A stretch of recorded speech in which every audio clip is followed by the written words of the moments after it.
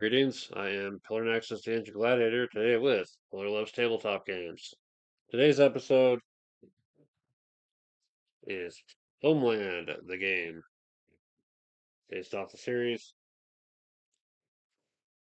In this game, you're going to be trying to get victory points by working on your personal agenda, and if you have those victory points at the end, you win. You can also get points from assets as well.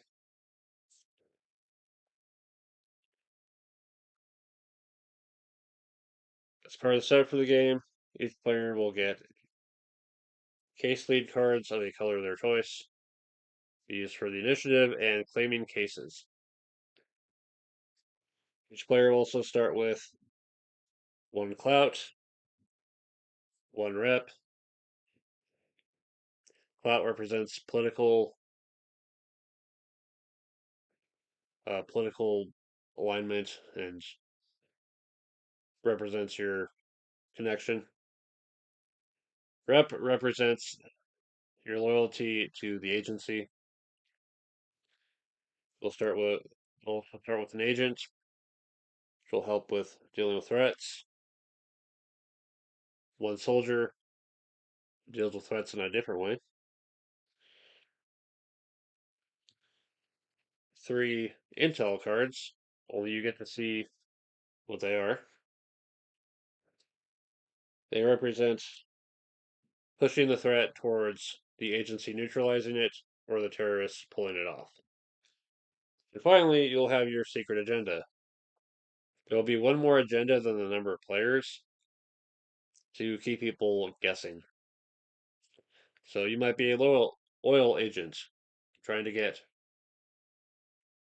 rep with your agency towards furthering your career with CIA analysts. You might be a political opportunist. You get points for clout markers. Mm. Or you may very well be the terrorist mold. You want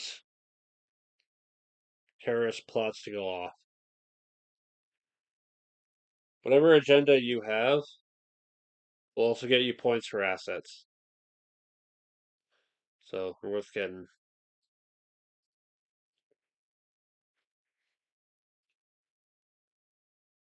So everyone will have their starting stuff. They'll shuffle the assets, the intel, the plots, the organizations, and then the initiative deck. The top card of the initiative deck will be flipped up, and that player will take the first turn for that round. On subsequent rounds, the next card will be flipped up, and so on until all the cards are used, at which point the deck will be shuffled, and we'll go from there. So what happens first is the terrorist turn. The player holding the token will take a number of organization cards, plot cards, and intel to make these starting threats. To make a threat, take an organization card, flip it up. It's going to start out at elevated. You take a plot from the top of the deck, add it underneath, and then take a random intel card, put it on top. Do this once for every player in the game. So the organization gives you a little hint on what you might be dealing with. When the plot is actually resolved in the imminent threat stage,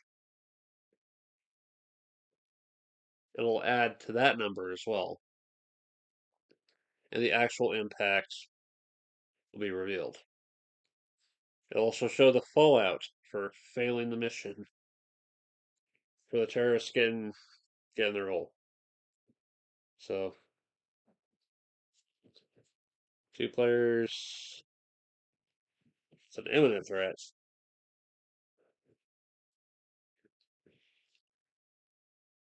3 severe threat.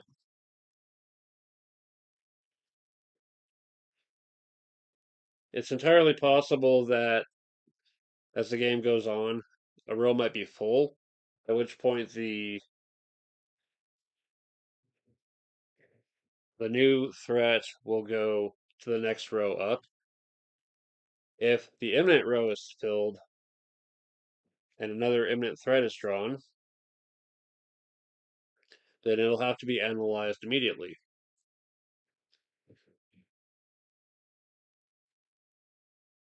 Now we jump right to putting out new threats on the first turn of the game because there's nothing to move up, nothing to analyze. But starting in future turns, before any of this happens,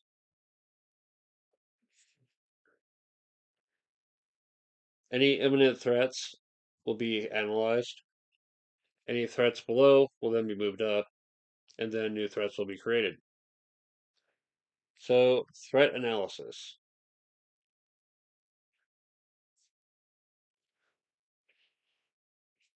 So, next turn, this threat will have someone's case lead on it, someone's intel added to it as well, possibly someone's agent. The plot card will be flipped up. The complexity and sophistication will be added together for the difficulty. All the intel that is currently on the case will be shuffled and the cards will be revealed. Just say we got these extra three, and let's say this is their case. So they're going to be the primary target of the fallout if the mission is screwed up. So to do is take the intel and flip it up. Uh-oh. Occasionally special cards might cause some issues as well. And you'll be comparing the value of the blue cards plus any assigned agents to the total of the red numbers and any red cards. If the red is equal to or greater, then the plot succeeds. The terrorists will score one token equal to the impact. All players get one clout equal to the plot's impact and apply the fallout. So case lead exposure. Exposure will make all your intel cards face up and all your asset cards also face up. You want to try to keep your assets a secret until you absolutely need them.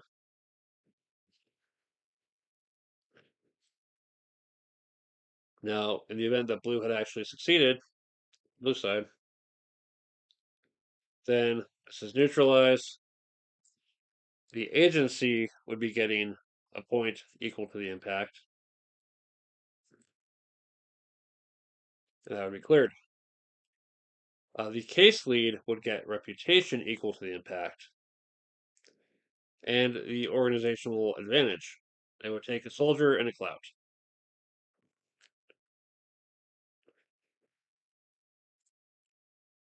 And then all those cards are discarded, the case lead's returned.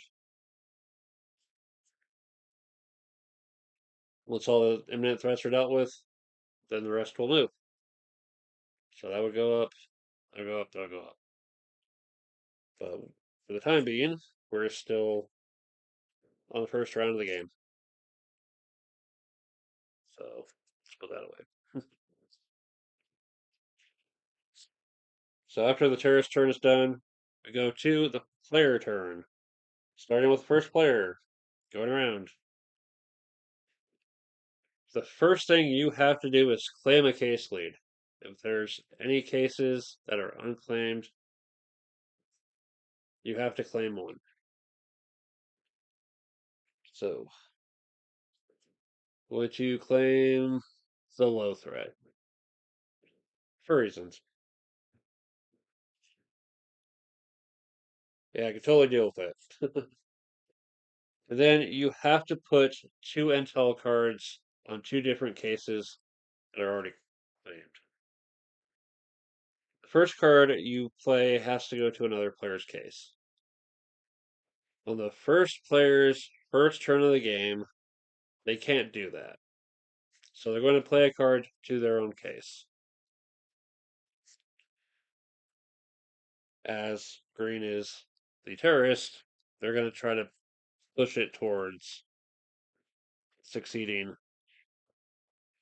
as best it can. So all those cards get put under the case lead. Make sure to shuffle before revealing them.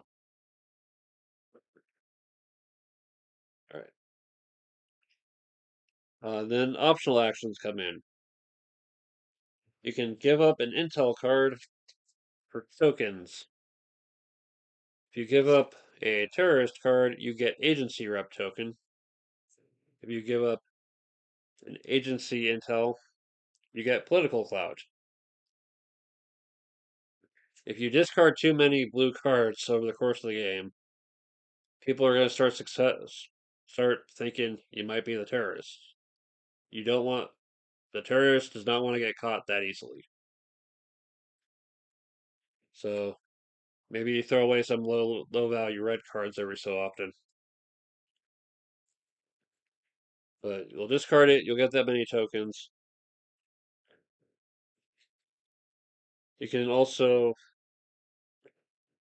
that's one action. Another action is recruiting. You can spend any combination of agency rep and political clout up to get an asset. You need to discard 3 tokens, and the card goes to you face down. You then have the option on that same turn or later turn to turn them face up. There's Nicholas Brody. He's worth 5 points at the end of the game if I don't use him. On my turn, I take a clout. I can burn during threat analysis to add 5 to either the red or blue total. When you burn an asset, it's removed from the game.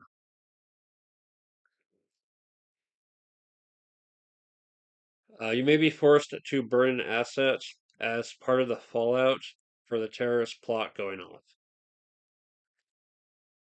Having soldiers might save you from having to do so if they're not deployed.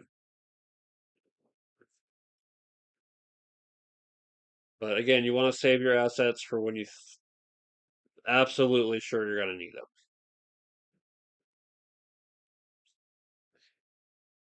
Uh, without spending tokens, you could also recruit. You could instead recruit a soldier or an agent. But you're limited to one recruit of either asset, soldier, or agent per turn.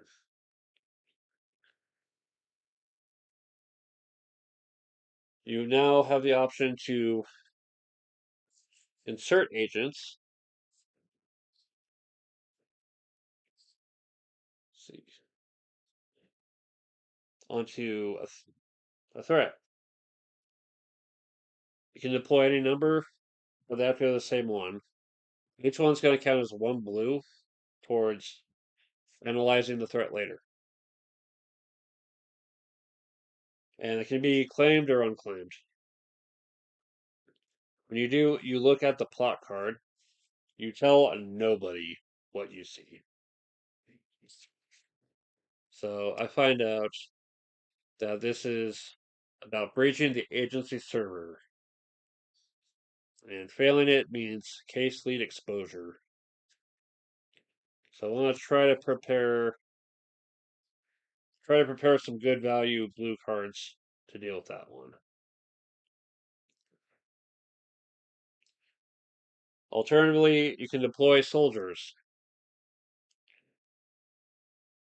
When you deploy a soldier, you can look at all the intel cards.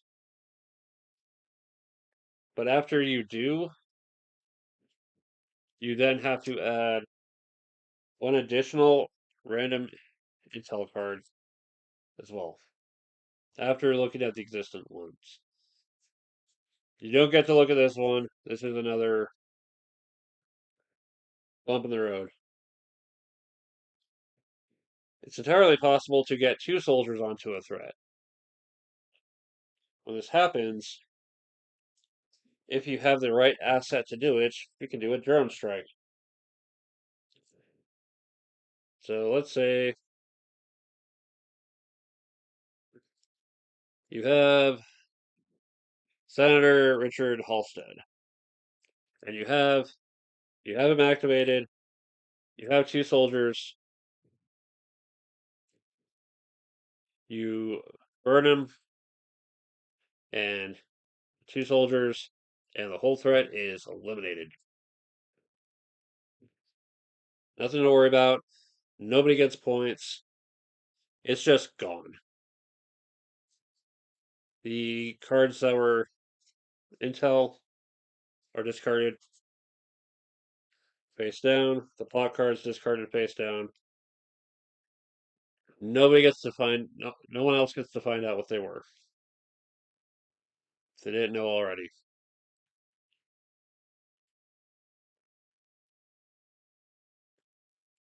And that's what you can do.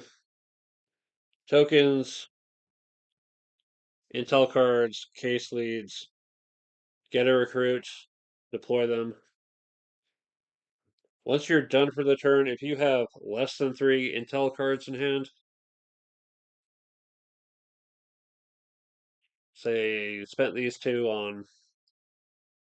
on cases and you discarded this one for tokens. So we'll draw 3. Certain assets will get you increased minimums to have more intel cards available. Once everyone's turn is done, then it goes to the next round. New case lead determines the initiative, and it'll go on until one of the following happens. If the agency track is filled, then the game is over, and the players will then take one case lead card from each of their opponents.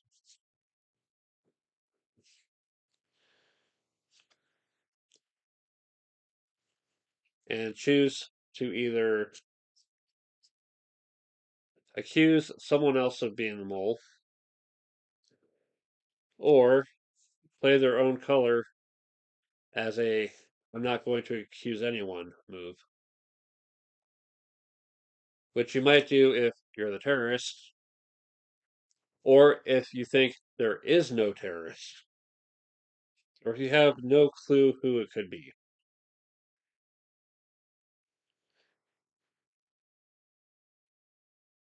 If anyone guesses the mole correctly, they cannot win at all, no matter how many victory points they would have had. Any successful accusations are worth +6 victory points to that player. Any incorrect accusations are -3 points for that player. If nobody guesses the mole correctly, then they still have a chance to win off of victory points.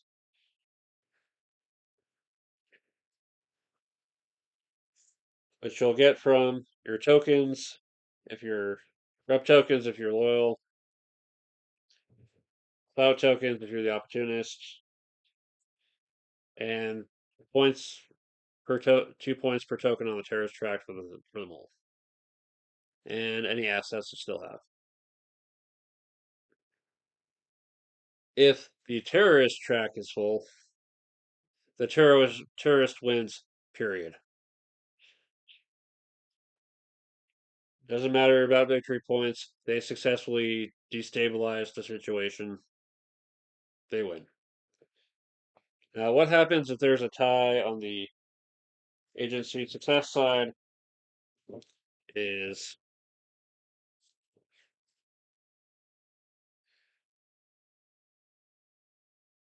the hierarchy is considered the tied player. If the tied, if one of the tied players is a loyal agent, they win over anyone else. If not, then the tied and one of the tied players is a political opportunist, they win over anyone else, over the mole. So let's say the opportunist and the mole were tied, the opportunist wins. If the mole and the agent were tied, then the agent wins. It's possible for tied players in the same level of the hierarchy to be tied. They win together. But depending on who's running well with assets and reputation, that really shouldn't happen too often.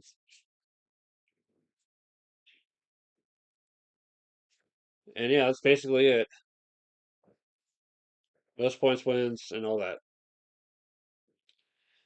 So yeah, one of the things you're gonna have to keep in mind playing this game is you can say this threat looks pretty bad. Let's say you look at the plot, it's like, yeah, this looks pretty rough. What you can't say is the details. You can't say the number. You can't say what the fallout's going to be. Should try to keep, you know, try to keep specific information close and not let it leak too far out, or it's going to cause problems later. So, I have picked up this game today. I haven't even played it. Why would I like it? Because spy thriller shit is my thing. It's one of my things. I just happen to like spy thriller type of stuff a little bit more. And this is a game that captures that kind of idea in an interesting way because you're playing as the part of the agency, or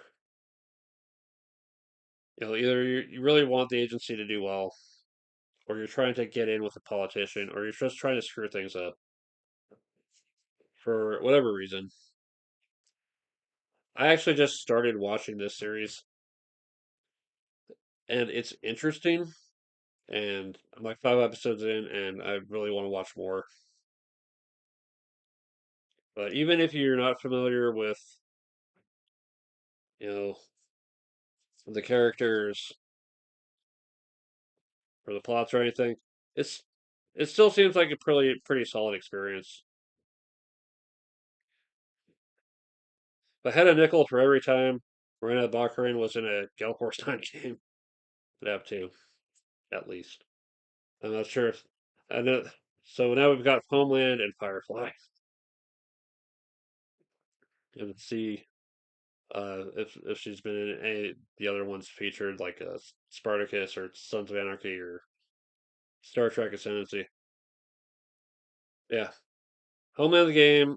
Check it out. Enjoy agency craziness and threats to national security. Have fun. This has been Pillar Nexus. Thank you very much for watching the Pillarless Tabletop game series. Very much. We'll see you.